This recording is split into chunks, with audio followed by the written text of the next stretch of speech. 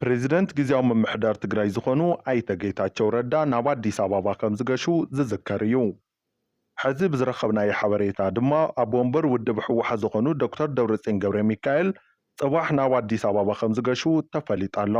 ክልቲኦም ክንፊ ሕወሓት መደራደርቲ ኣካላት ስምምዕ ፕሪቶርያ ዘለዎን ምስ ፌደራል መንግስትን እውን ዝርርብ ክገብሩ ትፅቢት ይግበር።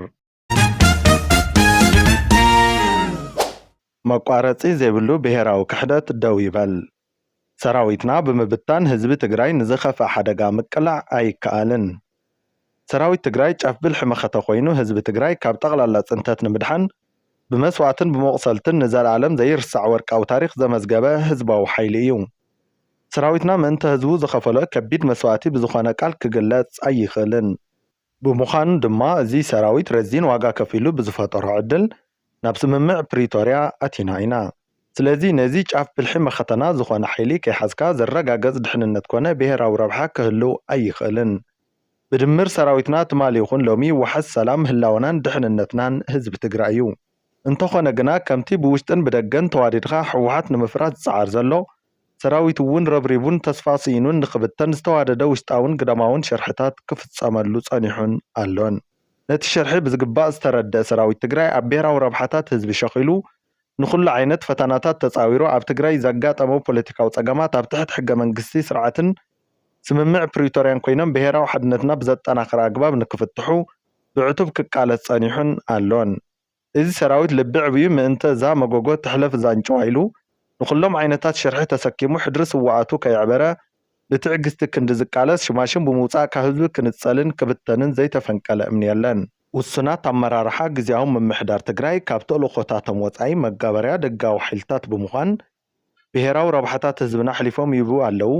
ከምኡውን ሕገ መንግስቲ ትግራይ ብምጥሓስ ኣብዚ ክልል ሕግን ስርዓትን ብምፍራስ ደው መበል ዘይብሉ ኩነታት ይፍጠር ኣሎ ንዝብል ወድዓዊ ገምጋምን መደብደምታን ውድብና ሰራዊትናን ህዝብናን መሰረት ብምግባር ሕግን ስርዓትን ንምግባር ዝግበር ምንቅስቓስ ንምምካን ኣብ ልዕሊ ሰራዊትናን ኣመራርሑን ዘነጻጸረ ጸለመን መፈራርሕን ብዝተፈላለዩ ሚድያታት ክንዛሕ ጸኒሕ እዩ።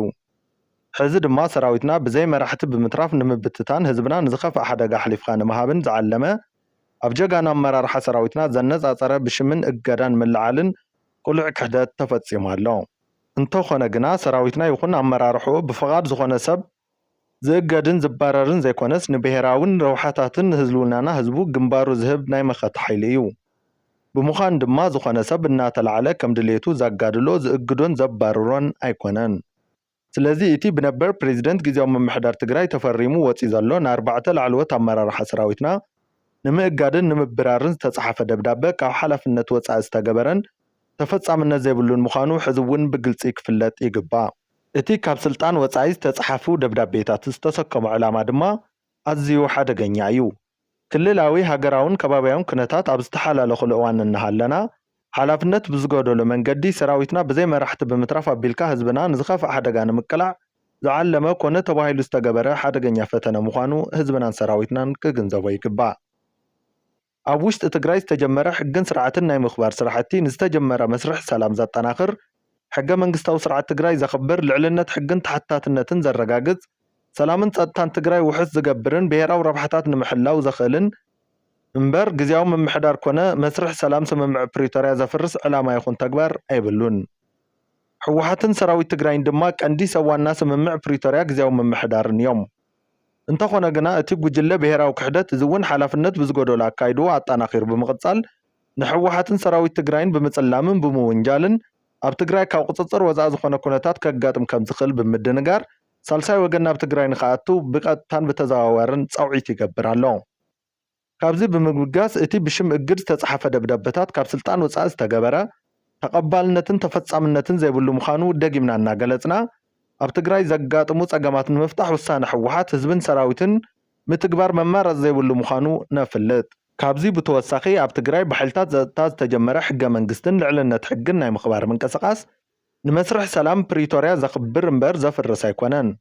ሰራዊትናን ኣመራርሑን ድማ ብመስዋዕቱ ንስምምዕ ፕሪቶርያ ዘምፀን ሕዚ እውን ንተግባራንነቱ ዝቃለስ ዘለን እምበር ጸረ ሰላም ኣይኮኑን። ሕወሓት ህዝብን ሰራዊትን ትግራይ ድማ ጊዜያዊ ምምሕዳር ተልእኾታትን ንምፍጻም ዘኽእሎም ምትዕርራይ ኣመራርሓ ይገበረሉ እዮም ዝበሉ እምበር ይፍረስ ኣይበሉን። ስለዚ እቲ ጉጅለ ብሄራዊ ክሕደት ብቀጥታን ብተዘዋዋርን ሳልሳይ ወገን ናብ ትግራይ ኢዱ ንኸእቱ ዝገብሮ ዘሎ ፃውዒት ቆልዑ ብሄራዊ ጥልመትን ስምምዕ ፕሪቶርያ ሓደጋ ዘእቱን ብምዃኑ ፍጹም ተቐባልነት የብሉን።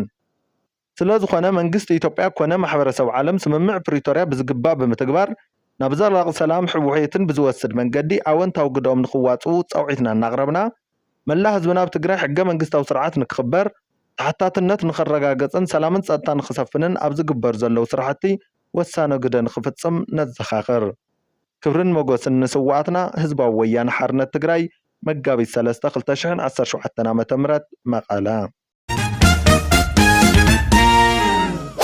መግለፂ ኪዳን ተጋሩ ንብሄራዊ ድሕነት ህዝቢ ትግራይ ካብ ዝተፈፀሞ ዘርኢ ናይ ምጽናት ኩናት መሊኡ ከይወፀ እናተ እዮም ዝብሎም ኣካላት ብስምምዕነት ሰላም ፕሪቶርያ መሰረት ዝተተኸለ ግዜያዊ ምምሕዳር ንረብሓ ሓደ ፖለቲካዊ ጉጅለ ክበሃል ብሓይሊ ሰራዊት ንምፍራስ ዝካየድ ዘሎ ክያዶ ህዝብና ናብ ደግማይ ጥፋት ዘእቱ ሓደገኛ ክያዶ እዩ። ምስዚ ተተሓሒዙ እውን ነዚ እኩይ ተግባር ናብ ዝተቃወመ ህዝቢ ብናይ ባዕሉ ሰራዊት ዝግበር ተኽሲ መጭወይትን ማእሰርትን ኣትሪርና ንኹንን። ካብዚ ብምብጋስ እዞም ዝስዕቡ ፃውዒታት ነቐርብ። 1 ሓይሊ ሰራዊት ተጠቒምካ ዝግበር ግዜያዊ ምምሕዳር ናይ ምፍራስ ከይዲ ትግራይ ዓውዲ ቀጠናዊ ውግእ ዝገብርን ንህዝብና ናብ ጥፋት ዘእቱን ስለ ዝኾነ ብህፁፅ ደው ክብል ንፅውዕ። 2 ላዕለዎት ኣዘዝቲ ሰራዊት ንሓደ ፖለቲካዊ ጉጅለ ብምውጋን ነቲ ናይ ህዝቢ ሰራዊት ካብ ልኡኽቱ ወፃኢ መፈፀሚ ፖለቲካዊ ድሌት ሓደ ጉጅለ ኮይኑ ኣብ ጥፍኣት ህዝቡ ተሳታፊ ክኸውን ምግባር ብህፁፅ ደው ክብልን ሰራዊት ናብ ካምፕታት ከኣቱን ፃውዒትና ነቐርብ። 3 ነዚ ብሓደ ፖለቲካዊ ጉጅለ ሕወሓትን ምስኡ ዝወገኑ ላዕለዎት ኣዘዝቲ ሰራዊትን ዝፍፀም ዘሎ ሓደገኛ ከይዲ ስዒቡ ኣብ ልዕሊ ህዝብና ንዘጋጥም ኩሉ ዓይነት ጥፋት ተሓተቲ ክልቲኦም ዝተጠቐሱ ኣካላት ከም ዝኾኑ ነፍልጥ። 4 ኣብ ትግራይ ብወታደራዊ ሓይሊ ዝተሓዝ ስልጣን ብፍጹም ተቐባልነት ከም ዘይብሉ እናገለጽና ኣለዉ ዝበሃሉ ፀገማት ብዘተ ኣብ ዙርያ ጠረጴዛ ሓድነትን ድሕነትን ህዝብና ብዝሓለወ መንገዲ ክፍትሑ ይግባእ ንብል። ካብዚ ወፃኢ ንዝግበር ከይዲ ግና ህዝብና ሰሊፍና ክሳብ መወዳእታ ከም እንቃለሶ ንገልጽ። 5 መዳርግቲ ኣካላት ስምምዕ ፕሪቶርያን ማሕበረሰብ ዓለምን እዚ ዝመጽእ ዘሎ ንትግራይን ነዚ ከባቢ ብሓፈሻን ናብ ኣዝዩ ሓደገኛ ኩነታት ዘእቱ ስለ ዝኾነ ጣልቃ ከኣቱን ህዝቢ ትግራይ ካብ ዳግማይ ጀኖሳይድ ከድሕኑን ንፅውዕ። ኪዳን ተጋሩ ንብሄራዊ ድሕነት መጋቢት 3 2017 ኣቋጻጽራ ግእዝ መቐለ።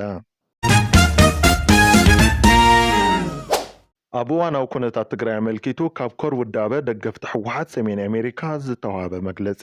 ህዝቢ ትግራይ ኣብ ናይ ሓያሎ ዘበናት ታሪኹ ኣብ ሓጎስ ኮነ ኣብ ክፋእ ሓድነቱ ሓልዩን መንነቱ ዓቂቡን ዝዘለቐ ህዝቢ እዩ። ቅድሚ 4 ዓመት ደመኛታት ጸላእቱ ተላፊኖም ንዝኸፈትሉ ናይ ጽንተት ወራር መኪቱ ህልውንኡ ከረጋግጽ ዝኸኣለ እውን ብምኽንያት ሓፂ ናይ ሓድነቱ እዩ። ደመኛታት ጸላእትና ናይ ውሽጢ ዕሱባት ተጠቒሞም ሓድነት ህዝቢ ትግራይ ንምዝራግን ውዳብኡ ንምፍራስን ድሕ እኳ እንተበሉ ሳላ እቲ መስተውዕሊ ህዝብን ጀጋን ደቁን ክሳኸዓሎም ኣይከኣለን። መሪሕ ውድብ ህዝቢ ትግራይ ዝኾነ ውድብና ህዝባዊ ወያነ ሓርነት ትግራይ ንምፍራስ ዝተገበረ ናይ ክሕደት ተግባር ከይኣክል ሕዚ ድማ ማእገር ህዝብን ቀንዲ ብልሒ መኸተናን ዝኾነ ጅግና ሰራዊትና ናብ ምጽላም ኣትዮም ኣለዉ። ካብኡ ሓሊፎም እውን ኣብዘይ ስልጣኖምን መሰሎምን ብቐጢን ትእዛዝ ኣጊድናኩም ኣልዒልናኩም ናብ ዝብል ተበፂሓ ኣሎ። ስለ ዝኾነ ንሕና ናይ ኮር ውዳብ ኣባላት ደገፍቲ ሕወሓት ነዚ ዝግበር ዘይምዕሩይን ዘይሕገ መንግስታውን ኣካይዳን ዕግርግርን ንረብሓ ትግራይ ዝፃረርን ንህዝቢ ድማ ናብ ሓደጋ ዘእቱ ናይ ጥፍኣት መንገድን ብምዃኑ ብቕልጡፍ ደው ክብል እናተሓሳሰብና ብልሒ መኸተናን ውሕስነት ድሕነትናን ሓድነትናን ዝኾነ ሰራዊትና ብኩሉ መዳይ ምእንተ ትግራይን ህዝቢ ትግራይን ዝገብሮ ኩሉ ዓይነት ፃዕሪ ዘለና ድጋፍ ነረጋግጽ። ኣብ መወዳእታ ነቲ ጅግና ሰራዊትና ዘለና ዘለዓለ ክብርን ድጋፍ እናገለጽና ውሳነታቱ ቀልጢፉ ንኽተግብሮም ሓደራ ንብል። ሰራዊትና ዋርድያ መንነትና እዩ።